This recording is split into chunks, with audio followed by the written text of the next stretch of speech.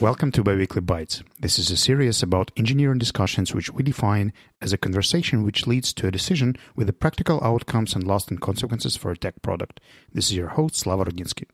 And this is your host, Dima Malenko. This is the fifth and the last episode in the series. After preparation and kickoff, navigating around common challenges and nailing a decision, it is finally time to execute. Assuming, of course, that you still have a job there. Because what needs to happen after a productive engineering discussion is more than just cheering and standing ovations in the hallway. Really? All right. The follow-up email is an obvious way to make sure you set the proper course. But it gets even better if the decision is described and decomposed to the level of specific tasks that could easier migrate to Jira, Asana, or any other task manager your team prefers. Most certainly. And it is also helpful to have someone oversee the implementation of the decision. It may be someone to directly drive the execution, or especially if decision spans across teams and projects, it can be someone we call a champion, who while not responsible directly, still rallies everyone around the decision. In both cases, the key ingredient would be consistent and thoughtful attention to follow through on what was decided. Oh my God, consistent and thoughtful. You know, agreeing on the future communication patterns, and especially in case of emergency or mishaps, is crucial as well.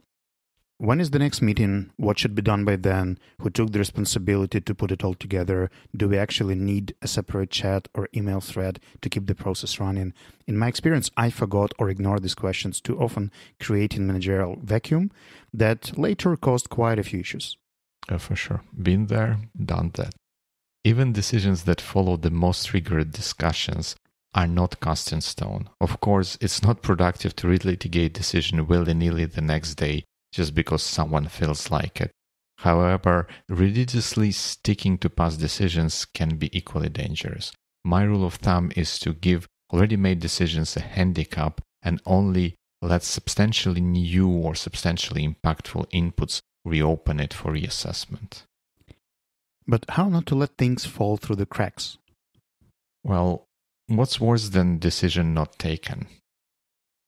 I bet decision that was taken but not followed. It undermines value of any future discussion same group of people may undertake. If it happens so that execution runs into obstacles and does not seem to bring much value, it is better to call the decision off, after a discussion, mind you, and then regroup for another attempt to crack the nut. And a minute of philosophy, because things change. And we don't talk about the potential changes enough. The best way to encourage people communicate changes in deadlines, definitions of done, or conditions is to make sure it's safe. By explicitly announcing that it's okay and what people are supposed to do in case things went sideways. Safe environment is crucially important.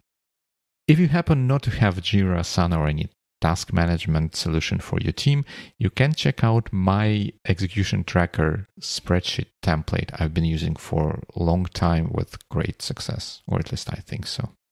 The more spreadsheets, the better.